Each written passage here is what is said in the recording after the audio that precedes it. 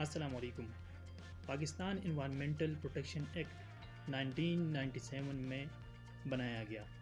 اس act کے مطابق environment کی پروٹیکشن، کنزرویشن، ریہیبلیٹیشن اور prevention of and control of pollution, اور اسی طرح اس سسٹینیبل ڈیولپمنٹ کی پروموشن اس ایکٹ کے نیچے بتائے اور ڈیفائن کیے گئے۔ اس کا جنرلی اگر ہم بات کریں تو اس کا مطلب یہ تھا کہ کوئی بھی شخص یا کوئی بھی ادارہ کوئی بھی پولوشن ہو یا ٹاکسک ہو یا کوئی بھی ایسی چیز ایمٹ یا پروڈیوس یا اس کو امپورٹ یا سٹور نہیں کر سکتا جس سے انوائرمنٹ کو، ہمارے ماحول کو نقصان پہنچتا ہو، اور وہ چیز اگر ایکسیڈ کر جاتی ہے انوائرمنٹل کوالٹی سٹینڈرڈ سے تو اس پہ باقاعدہ طور پر فائن لاگو ہوگا اور اس کو جیل بھی جانا پڑ سکتا ہے۔ پریزنٹلی جو ہمارا ویسٹ مینجمنٹ کا جو سسٹم چل رہا ہے اس میں سیگریگیشن کی ایسی کوئی پالیسی ڈیفائن نہیں کی گئی۔ سیگریگیشن کا مطلب کہ کوئی اس طرح پالیسی نہیں ہے کہ ہم اپنے جو ویسٹ ہے اس کو آرگینک یا کچن ویسٹ کو الگ کریں اور جو ایگریکلچر ہے اس کو الگ کریں، ریسائکلیبل الگ ہو، ریزیڈیول الگ ہو، اس طرح کوئی پالیسی نہیں ہے۔ لیکن ہمارے ہاں جو چل رہا ہے کہ ویسٹ پکر یا جو ہمارے گھروں سے کچرا اٹھانے والے ہیں وہ خود ہی کاغذ الگ کر کے ریسائکلیبل والوں کو بیچ دیتے ہیں، اس طرح گلاس الگ کر جاتے ہیں۔ بعض گھروں میں بھی یہ ہوتا ہے کہ وہ بھی جو چیزیں ریسائکلیبل ہو سکتی ہے جیسے پیپر، شیشہ یا ایسے چیزیں ہو گئی، ان کو الگ الگ کر کے بیچ دیتے ہیں، لیکن کوئی پالیسی گورنمنٹ کی طرف سے نہیں بنائی گئی۔ اور باقی جو ہمارا ویسٹ ہوتا ہے وہ ڈائریکٹلی لینڈ فلز میں جاتا ہے جو کہ کرائے پر یا گورنمنٹ کی جگہ ہوتی ہیں، اور وہاں پر ساری چیزیں جو ہمارا گند ہے، کچرا ہے، وہاں پہ ڈمپ ہوتا رہتا ہے۔ اس کے ساتھ ساتھ جو پروہیبٹڈ چیزیں ہیں جو پہلے بھی میں نے ڈیفائن کیے بتایا کہ ہارڈسٹ سبسٹنسز ہیں جو کہ انوائرمنٹ کو نقصان پہنچاتے ہیں، ان پہ مکمل بین ہے۔ اگر کوئی اس کو خلاف ورزی کرتا ہے، اس کو ایکٹ کو توڑتا ہے تو اس پر جو فائن لگ سکتا ہے اس کی وہ 1 ملین تک جا سکتا ہے، اور 1 ملین فائن لگنے کے باوجود بھی اگر وہ اپنی وہ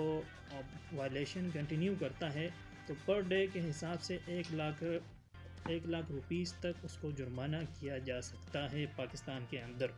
اور جو پلاسٹک کے ریلیٹڈ ہماری پالیسی ہے وہ تو 1994 میں ہی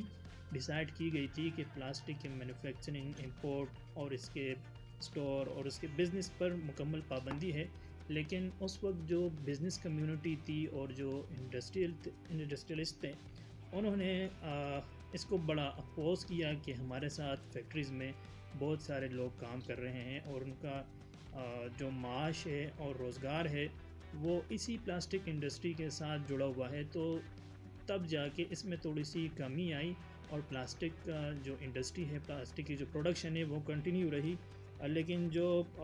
انوائرمنٹل پروٹیکشن ایجنسی ہے پاکستان کی، انہوں نے اپنے 10th میٹنگ جو ہوئی ان کی 10ویں میٹنگ میں ڈیسائیڈ کر دیا اور اس کو مکمل بین کر دیا ہے کہ پلاسٹک پر کوئی سمجھوتا نہیں کر سکتے، یہ انوائرمنٹل ہیزرڈز ہیں اور اس سے بڑا نقصان ہو رہا ہے۔ تو اب پلاسٹک کی پالیسی ہماری یہ ہے کہ ہم پلاسٹک کی پروڈکشن، اس کی سیل آؤٹ، شاپنگ بیگز جو ہے، اس کی سٹوریج، اور یہ بالکل یہ پاکستان میں ممنوع ہے۔ لیکن بدقسمتی سے اس ایکٹ پر مکمل طور پر عمل نہیں کیا جا رہا اور اب بھی پلاسٹک کا کاروبار وہ چل رہا ہے۔ ڈیولپمنٹ کنٹریز میں کیا ہوتا ہے کہ ویسٹ جتنا بھی ہوتا ہے وہ سارا کا سارا سیگریگیٹ کیا جاتا ہے۔ سیگریگیٹ کا مطلب الگ الگ کیا جاتا ہے کہ یہ جو ویسٹ ہے یہ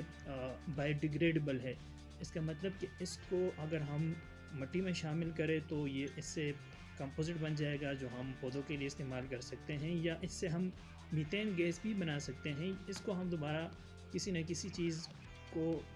ڈیگریڈ کر کے نیچرل فینامنا سے قدرتی طور پر دوبارہ استعمال میں لا سکتے ہیں۔ کچھ چیزیں ہوتی ہے جو کہ ریسائکلیبل ہوتی ہے، جیسے پیپر ہے، گلاس ہے، اس کو ہم دوبارہ ریسائیکل کر کے نئی چیزیں بنا سکتے ہیں۔ تو ڈیولپ کنٹریز میں اپنے ویسٹ کو الگ الگ کیا جاتا ہے اور اس سے نئی چیزیں دوبارہ بنائی جاتی ہے، تو وہاں پہ آپ کو کوڑا اور کچرا آپ کا ڈم ہوتا ہوا ڈفرینٹ جگہوں پہ نظر نہیں آئے گا، بلکہ اس کو ایک بزنس بنا کے کیا جا رہا ہے۔ تو ہم بھی یہ عہد کریں کہ زیرو ویسٹ کی طرف جائے، کہ ہمارے گھروں سے، انڈسٹری سے ویسٹ نہ نکلے جس سے ہمارا انوائرمنٹ وہ تباہ ہو جائے، بلکہ یہ ہمارے قانون کے بھی خلاف ہے اور اسلام کے بھی منافی ہے کہ ہم اپنے اس گلوب کو، اپنے اس انوائرمنٹ کو، اس دنیا کو آلودہ بنائیں۔